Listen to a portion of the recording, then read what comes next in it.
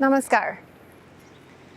So today let's explore what it means to be free from attachments. This is a state called Vaerágya in yoga. Now, it kind of brings to mind this idea of somebody free from all attachments is very aloof, is kind of cool, detached, not disturbed by anything, maybe a bit very stoic in front of pain and pleasure, and kind of superhuman, Is that what it means? That can be one definition. For many hundreds of years, yogis have sought to really physically remove themselves from society, go off in caves, detached literally, physically from material world so that they could just focus on spirituality. At least this was the idea. But what happens? If mind is still running after stuff, you go off into the caves and mind is still going to be thinking, where can I get a tasty fruit? I think I saw some nice fruits yesterday in that forest. Oh, maybe I should go a little further and I can get, even in that pristine environment, the mind can still be just as much running after material, mundane things as it would be in a city, etc. So the challenge is not necessarily just the physical setting. The challenge is our own minds. And what does it mean to be detached? Does it mean then, we shouldn't love anybody because we get attached? This can be very attractive, I think, to those that have been hurt, have had disappointments in love. Better to be unattached.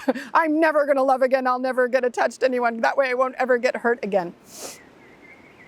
But I think that spirituality is meant to help ripen our humanity into its full blossoming expression. And that full blossoming expression of our human potential includes being a very loving person, that if in the attempt to become holy and spiritual, we end up becoming kind of dry, it seems to be a little bit defeating the purpose, So this is the path of Madhuvidya. This is the path of sweetness, of how to fill up our day, our worldly actions with a type of sweetness where we're looking for the divinity in everything. And we become attached to that. Not to try and capture that one thing and make it give us all, meet all of our needs for love and affection and sweetness, but as a sort of doorway to remind us of the beauty and of the sweetness and of the essence and everything. Like if you've ever held a small baby in your arms, I just think I think it's pretty hard for your anahata chakra not just to open up, and to just feel this kind of flow of affection and love and sweetness, looking at this innocent, completely helpless and dependent creature. They're designed somehow to elicit this feeling within us. So is it about stopping that kind of natural flow of emotion and sentiment to be detached? For one thing, babies absolutely thrive on secure attachment. They need it to be healthy. I have raised kids that unfortunately didn't have those experiences. They were growing up in state institutions in Romania, and so they were extremely deprived from some of the basic experiences that most of us take for granted, whether our parents were perfect or not. Usually they were good enough to pick us up when we cried, to hold us, to soothe us. And that experience, creates a security and a type of attachment that's absolutely essential for basic psychological health. And unfortunately, there were, some children that it was a very cruel situation, like being in a warehouse kind of, and they didn't get this experience of individual care. They were just basically treated as objects that just needed, their minimal physical necessities to be taken care of. And even that, not very well, but like putting the bottle of milk in the crib, not holding the baby while they were drinking, and changing their diapers at least a couple times a day. So their needs weren't physically met very well. And they learned that the world is not safe, that I cannot depend on anybody. I can only depend on myself. No need to cry because nobody comes. Things like this. And it really deeply disturbs then the expression of the finer, capacities of empathy and trust and love and like this. They really struggle.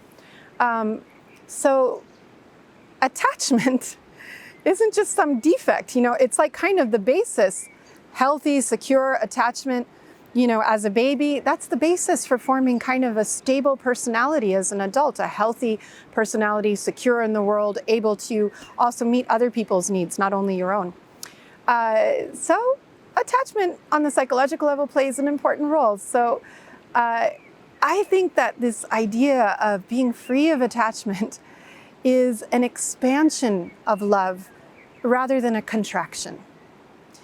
I think it means to be free is to be able to expand that same love that you would feel for that one baby and to let it expand and teach you how to love everything in creation with that same feeling of affection, with that same flow of benevolence and of, desire to nurture and protect and care and,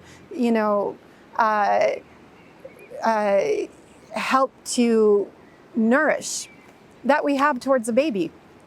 I think for many, many people who have not consciously begun their spiritual unfoldment, the experience of falling in love is one of the most ecstatic and kind of spiritual experiences that ordinary human beings are likely to experience during their lifetime.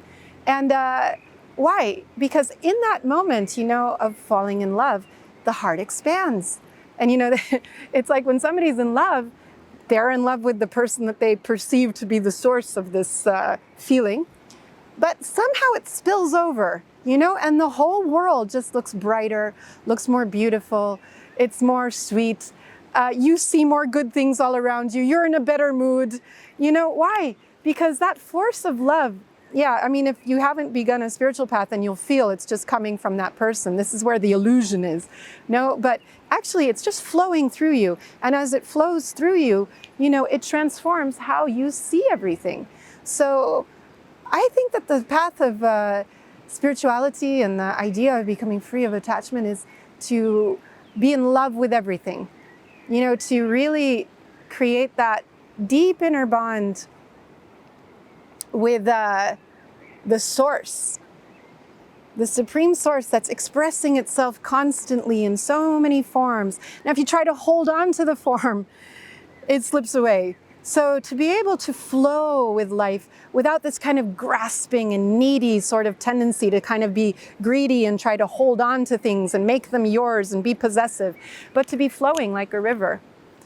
You might have seen this ritual that the Tibetan Buddhists have, where they create an elaborate sand mandala. It takes them days, and they do it meticulously.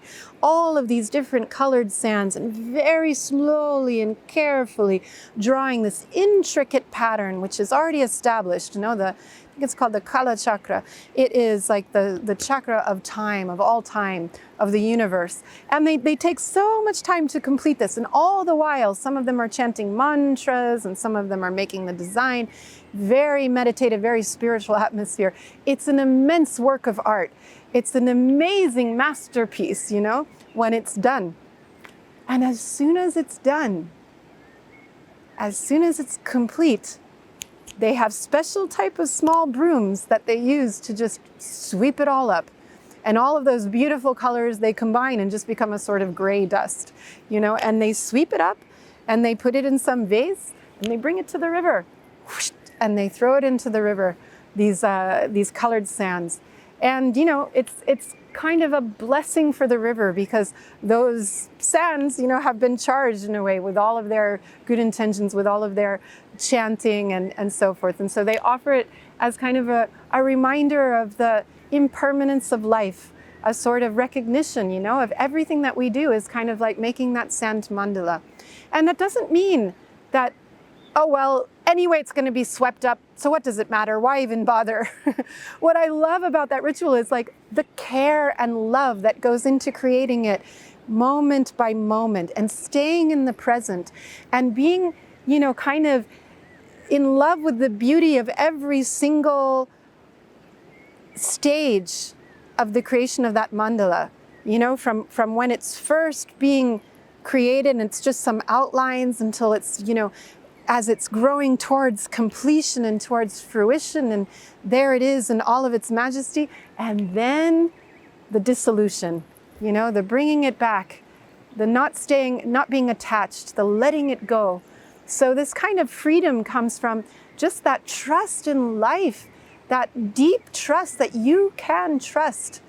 You can trust in the goodness of life. You don't need to capture it. You don't need to fix it, tie it down, nail it down. That as you learn to be more trusting, more giving, more loving, that it will flow. It will keep flowing through you. It will help you to open your heart and be in harmony with all beings, and to have a more rich life when you're able to give without just expectation. Because that's kind of where things tend to go a little bit sour. It's where we're, as we give, when we really kind of expect something in return, and it becomes a sort of transactional thing, and we try to manipulate the world to meet our needs, instead of just trusting, instead of living freely. So this is what Vaerágya, with this Vaerágya, this detachment, it doesn't come from trying to cut and break and contract the mind away, but rather it comes when the mind becomes in love with something much more subtle than just these temporary expressions, when it becomes in love with the very source, the very essence of divinity and creation, that whole, you could say, God itself. No, when our mind gets attached to that and is able to see it glowing and shining to us from everything around us, that's when the need to grasp just drops away, and then we find our true freedom, our true Vaerágya. Namaskar.